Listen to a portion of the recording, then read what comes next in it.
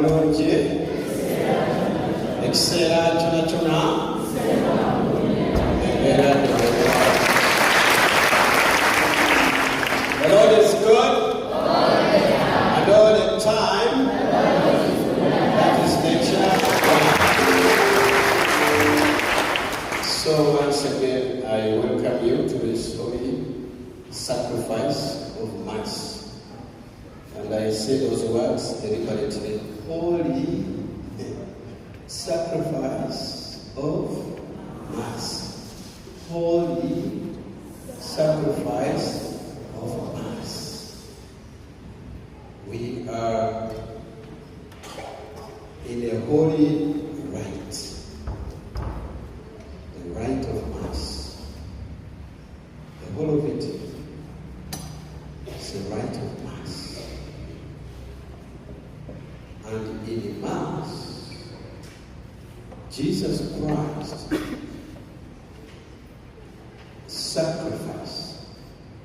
Jesus Christ's sacrifice is made present.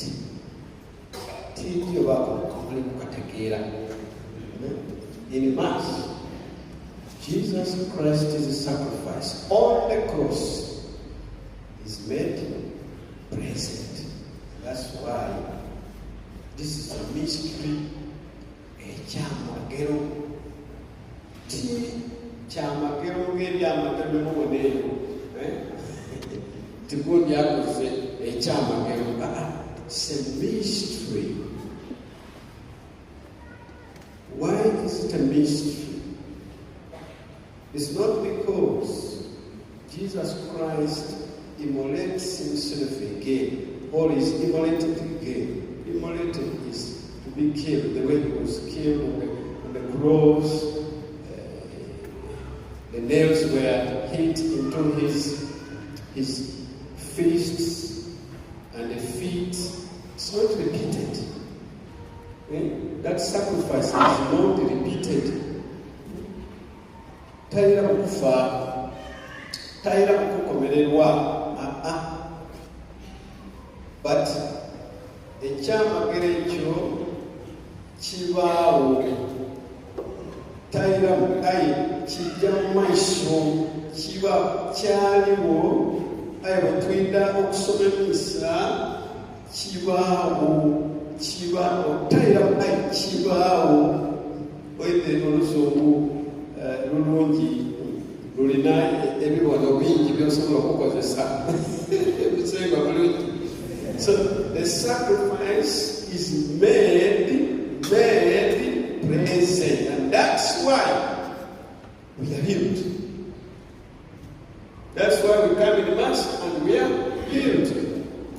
I've seen people healing in Mass because the sacrifice of Christ is made present.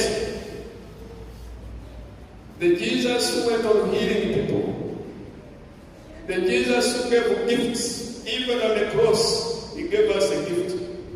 Yes, the gift of his mother. When he looked around and he had given all the gifts, then he looked around and said, why can't I give them my mother? Then he told John, that is your mother. And told Mary, that is your what? So that Jesus, the same Jesus, in this sacrifice of Mass, and in every sacrifice of Mass, who does miracles. Some of them, you go happen unnoticed. God does so many miracles in Mass. And those who have followed Ben Hinn, you know Ben Hinn? And there's a pastor who is taken to be a very great pastor. I think last year he came to Uganda. And the whole world was there. The whole, let me say, you call the whole of Uganda, not the whole world, was there. One time he said that research has proven that there are more miracles in the Catholic Church than in any other church. And the people were wondering, what did the pastor say? And the reason reason was because in the Catholic Church there is Eucharist. Eucharist. The Catholics receive Eucharist every day if they want. Those who want can receive Jesus in the Eucharist every day. And what he does in our lives is unimaginable. He does so many things which I don't want to go in now. So, olwaleero tulina obubonero obw'enkunala omiseno bubiri. Akasooka nga kendi kwogera ku akabonero aka Ukaristiya. Musemba bulungi? Kabonero ka Ukaristiya.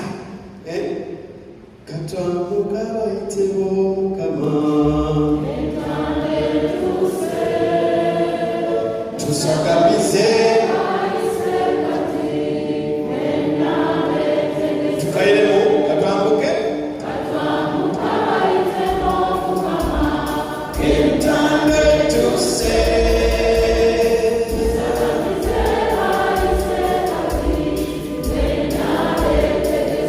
kimana muli kusagambisa mwena mujja kusembera osagambiza otya nga tojja kusembera musemba mulungi muli kusagambisa kuba olwembo olukoba katwambuka bayitibwa Mukama. Tusagambise so ndikubuuza muli kusagambisa mwena iyimbe abatasembera musagambisa ki? Nzanyako bulungi zanyakola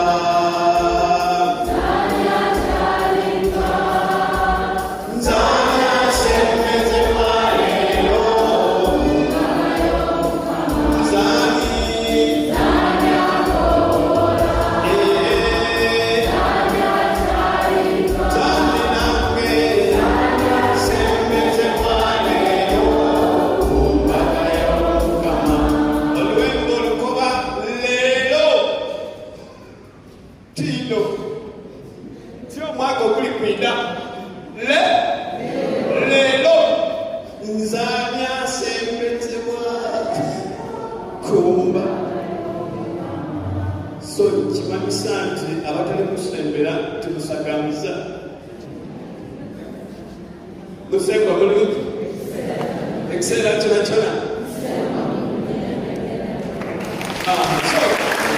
That song is a very big challenge to each one of us. However, it creates in us a longing, a thirst to come to the Lord. Come to Jesus. Come to Jesus. Oh, come to Jesus. Come to Jesus. Come to Jesus. Come to Jesus. Come to Jesus, our loving Lord. Come to Jesus, our loving Lord.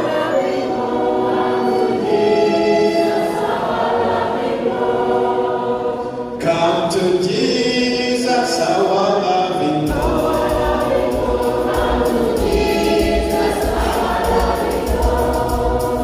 Come to Jesus. Come to Jesus. Come to Jesus, our loving Lord. Kakati esakramento erya Ukaristiya Kereziya kwesibidde. Kusemba bulungi. Era misa ye center, ye summit ey'okukkiriza kwaffe Ukaristiya. Nebatugenda netubuuka netwogera nga tewali mumisa mu Eklezia tuba tukola ki? Yes, kubanga Yesu Kristo yakyogera dda nti bwe mutaalye mubiri gwange ne munywa n'omusaayi gwange temuli ki? Temulina bulamu. Ne batya ne bagamba nti ono akuliisa atya omubiri gwe n'omusaayi gwe musezi. Musenga bulungi. Abasezi mubaini? Have you ever seen them to dancers? Do you have one at school? No. Otherwise we could take our children if they are night dancers. Have you seen one at school? No.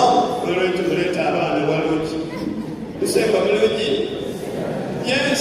So, Musenga kuba nti bwe mutaalye mubiri gwange, bwe mutanywe musaayi gwange, temuli balamu, temwenda kuba na bulamu. Kale bali tebayindi ategeeza ki?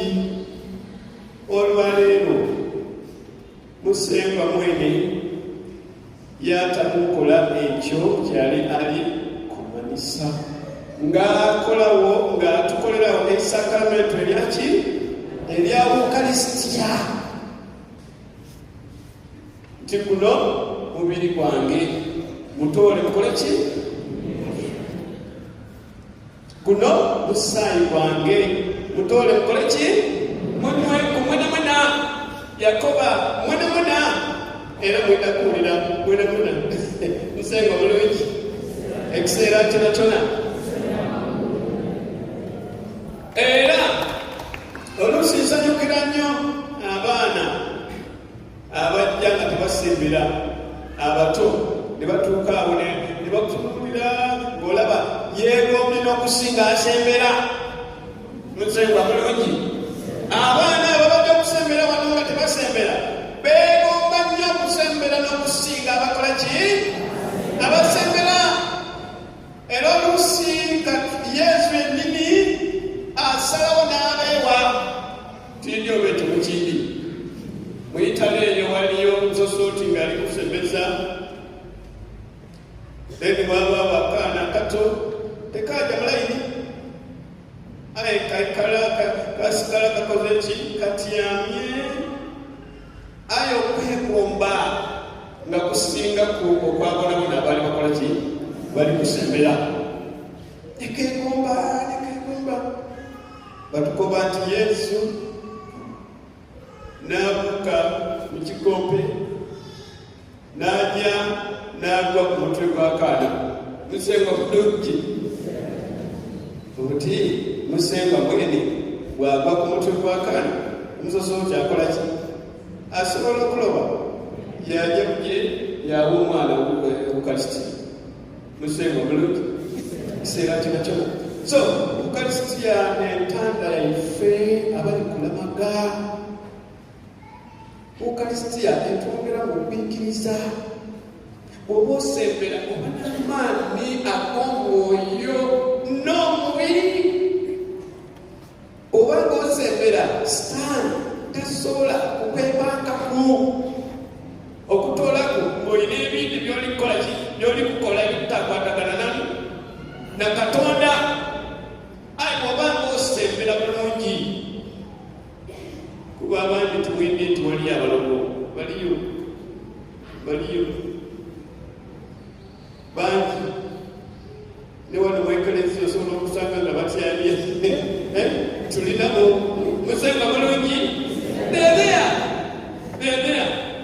The other day, a child came from one of the schools around here in your parish to tell me the ordeal she went through in a boarding school. And who were doing that? The fellow children. So the parents decided to take away the kid. Musenga bulungi. ekiseera kinakyo. So wali abantu mu isomero lyemmwe musange bulangiti bazisazesaze batairemu ebintu byemutali kutegeera biriyo mbeewayi kati muletera abaana tuba bozirayo tubayo sabasaala tetusoma misa tusoma misa buli mwezi emikuzemeka oba tegwindi lusoka emeka ebiri era nitugoba buli maandikomu so muletaba kusenga bulungi timutwala abaana yebona balugera muleti situla bulungi so bw'obanga osembera bulungi wazira mulogo inaina aida kusobola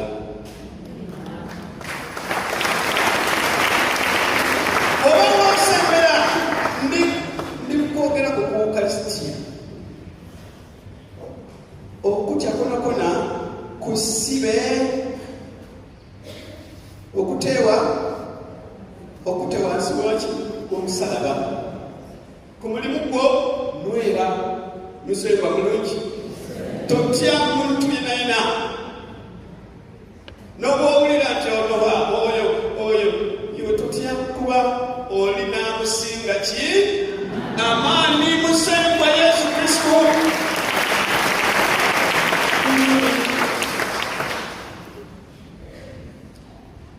Nobonawulira nti bataire ebintu muntebe bakoze totya entebe eyo gityali mu bulungi musengwa bulungi abandi mutyama muntebe aye nga temutyamye ku mirimu gyalimwe otyama aye totyami oli mukutya musengwa bulungi aye ngaokola ki ng'osembera oba osembera otyaki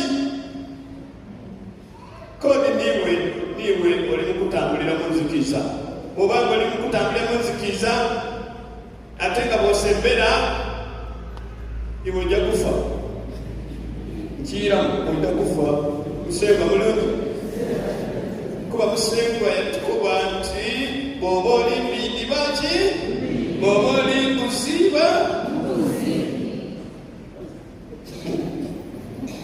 nakubasesema bw'oba obukuma kolaki kukumira irala bw'oba oyokya.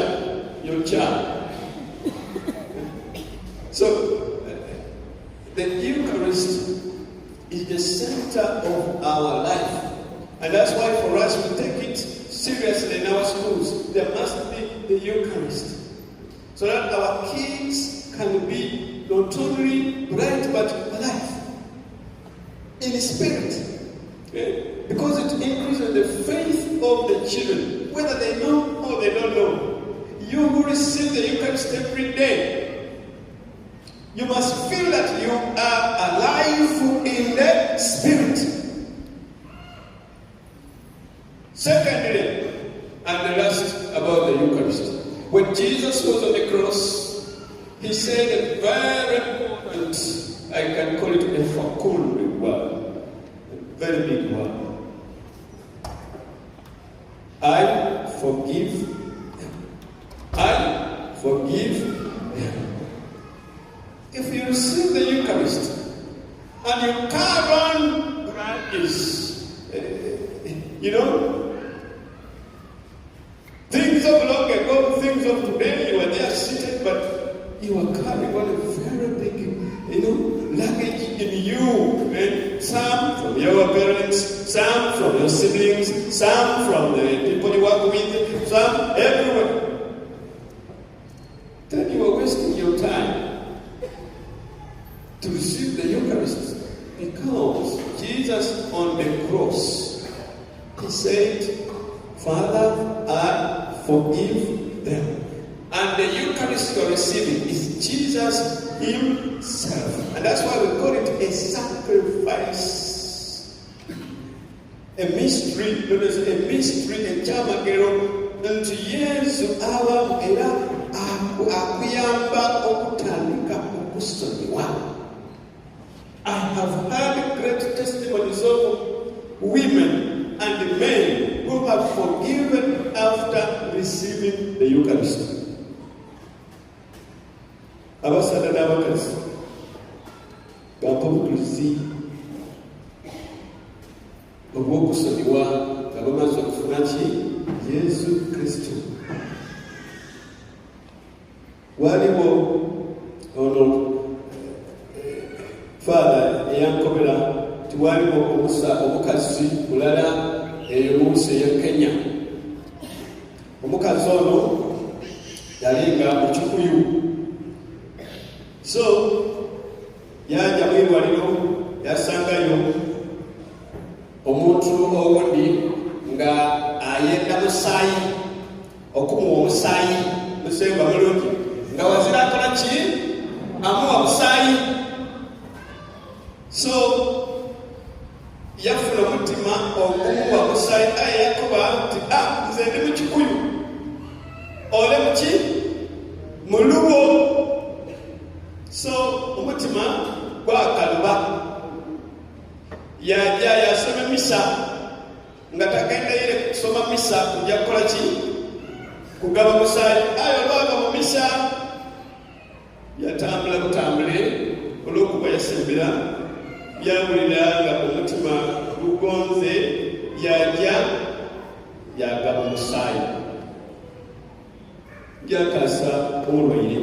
Musemba bulungi ekiseera kino kyo. So there are a lot of things that happen in the Eucharist. Era nenda muve wano nga okwikiriza kwayiwe mu Ukaristiya kweyongeye ku ti kujja kufuna bufune mugaati abandi mutuswaza ne bwe twegeresa bwe mujja kuluyeeyo ti osembeere omugaati akagaati okafunye oli kugamba kuba mwana ti akagaati ofunye akagaati aye oli mukatuliki twegeresa buli lunaku wano na butindi kwegeresa ayenda kuva wano nye kuluyeeyo okobe nti osembeere omugaati osembeere akagaati tofunye Yesu. Omwana mukobe tofunye Yesu. Ukaristiya omufunye, omubiri gwa Kristo n'omusaayi mubifunye. Even these children, you hear them saying akagaati. Kakati kuyanayo kaita kakati kwa Katoliki. Ngenda kati kukuobere kikoli. Kale mbasoni.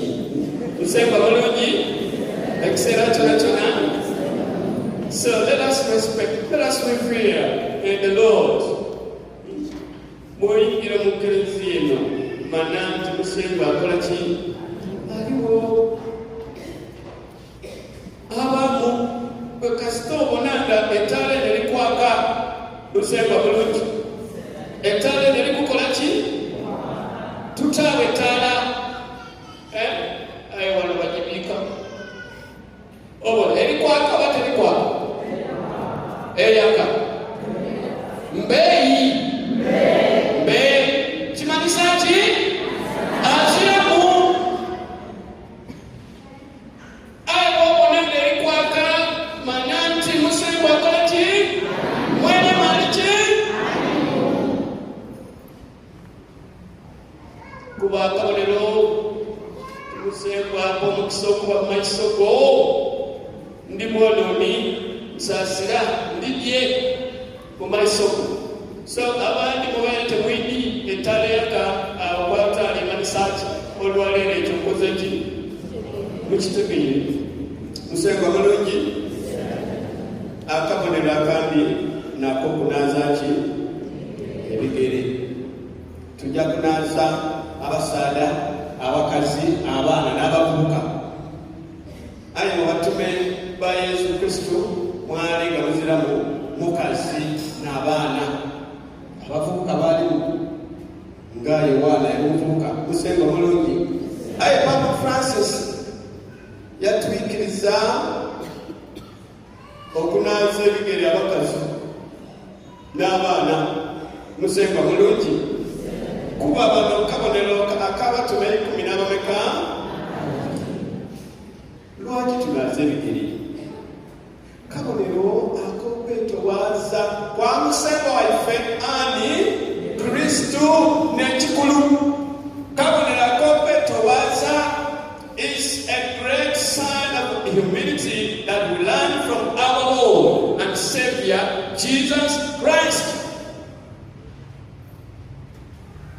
musaada tosobola kugamba ku mukazi wo nti sole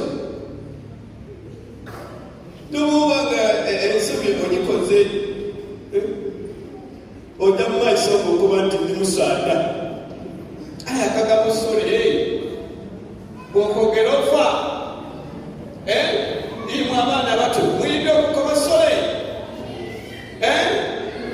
when you find that you are in the wrong, are you able to be humble and say sorry?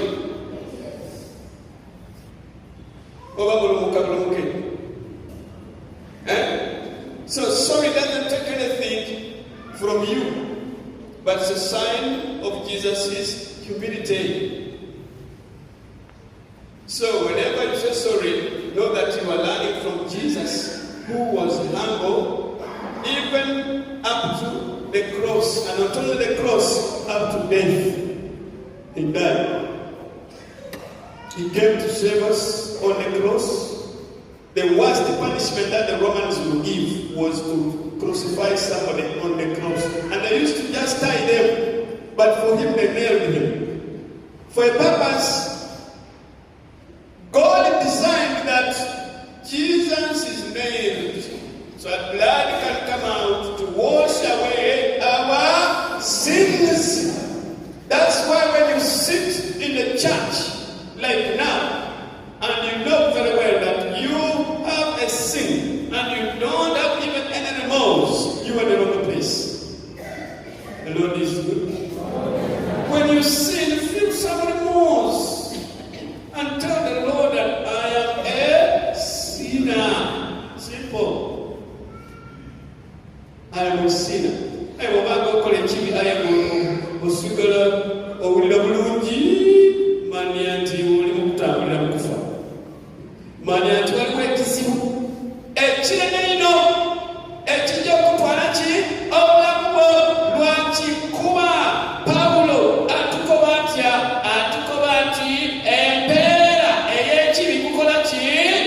Kufa. Aye ekirabo kya Katonda kiki? Obulamu. Buli mulala akoba bulamu. Empeera ya Katonda kiki? Ekirabo empeera y'ekibi kiki? Kufa. Therefore fear sin. Ekindi akabonero ak'okunaaza ebigere kategeeza service, obuweereza. Abakristo muweereza bulungi mu bubondo bwammwe. Waliwo gwe basasula olw'okuba chairperson w'akabondo. Timusasula. Aye mukola ki? Muweereza bulungi. Omwaka ne guwaaku, n'otoola obundi ne guwaaku. Abandi muwaire ba chairpersons b'obubondo okumala emyaka 2. Musemba bulungi. Tiri oba baliwo ab'emyaka 2. Akiri mukaali kutuuka mwana ng'abandi. Musemba bulungi. 2 walungi tiwabi. So twebaze Musengwa olw'okutuwa ennyimba eyo eya service ey'okuweereza. Kuweereza Musengwa okutuuka lw'olizikibwa toyinza kweyusa. Musengwa bulungi. Era obuweereza bwo, I had prepared to say this in this mass, and it's good it has come. I have remembered it, because it had gone, because the Lord wanted to bless you with these words. And Musengwa nga bw'otyamye wano ali kukubona njira. Musengwa nga bw'otyamye wano ali kukola ki? Ali kukubona iwe. Tali kubabona imwe. Ali kukubona akubona muki era akubona muki. Nakuleese. Musengwa bulungi. Nakuleese. Olwaleero bw'ojja parish endindi oyinza kusanga ng'ekereziya zikoze ki? Zikubyeku. Aye ekaali kukubaku. Ekaali ki n'akulese akwese obe wano ng'omudulizi ng'ennaku dino esatu enkulu diri kutandika era ekiseera ky'ekisiibo kiwagudi. When does the period of Lent end? When does it end? Kale mukwate kalamu kuba muli kunswaza. Muli kunswaza mukwate kalamu muwandiike. Ekisiibo kiwaku leero ng'emmisa n'ekyeigulo kya Musengwa etandise. Bw'etandika eti ng'ekisiibo kikoze ki? Ekiseera ky'ekisiibo kiweereku aye tusigala nga tukyali mu mbeera y'ekisiibo. Kiri abali kwinongola bulungi oba muli kumbona, muli kuntegeera. Musenga bulungi? Muli kuntegeera oba ennyonyi eri waggulu? Kakati zino ennaku enkulu esatu ezisembayo ziri walala, ziri wamu nti gwe asomye olunaku luno n'enkya n'otambula ekkola omusalaba oyina kuzuukira bulungi ne Mukama waffe Yesu Kristo. Kuba kyamagana kino niiwe akitegeire. Tetuli kukibona, tetuli kukyogeraku. We don't just see the mystery. We don't just explain the mystery, but we enter in the mystery. Tukiyingiramu. Olwaleero twakola ki? Twakiyingira. Tukirimu. Oli mukyamagero wakati mukyo. Kakati gwe enkya bw'onaasala weera n'obeera ne Musengwa mukubera omusalaba n'obeera wala omusabisa ey'eggulo tunaagenda okukuza okuzuukira kwa Musengwa kwa Katonda kwa Yesu nga you have gotten grace upon grace. That's what God. So akabonero akandi akakuweereza era mbasaba mwagale nnyo okuweereza Katonda. Bw'oweereza Katonda mu bulungi, Katonda agenda kuwa emikisa ne mu baana bo mwabalina abazzukulu era abazzukulu bajja kuba neki n'emikisa. Ensonga lwaki abakyala terobbalabula temubba ku basajja ssente. Musenga bulungi kiddamu tobbanga ku musajja ssente tyowerera mwana nkiddamu tobba togamba mugambe nti sente nazironze miliyoni yo naye genda gitwala wa kusomera okutwala mwazi ojja kusomesa afune diguri abeere awo nga tagasa. Musenga bulungi ekiseera kyona kyona yes tebaliyo bajje bali omwana nakola bwenzi nemunayamyawo nkolenya fada saba netusaba kuno sente babbanga ntiwa Musenga bulungi okujjako nga Katonda akuwadde the gift of knowledge n'omanya nti maama wakola ekizibu kino kyawenyuse omwana alyoka akole ki atereere. N'olwekyo mu buweereza weereza bulungi. Kyendi kukuba weereza bulungi. N'obwoba ofuna katono ogeeko Musengwa kalina okukuwera muki omukisa.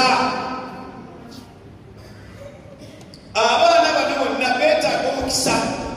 Bafuna omukisa okuva eri batica baabwe, abakulembeze baabwe, batica baabwe n'abazadde. Musengwa bulungi ekiseera kyona kyona. Olwaleero waliwo omuntu eyo e Kampala agenze n'ayingira mu nasale sikuulu n'atemako abaana abato bana emitwe. Temunakitegeera mubibulidde social media abatemyeko bonna emitwe. Mwebaze Katonda. Ogugwo gukyaliko n'ogw'omwana gukyakola ki? kukyaliko. Abaana bano oluusi bafuna accidents nyingi era abazadde, I'm saying this, take care of your children.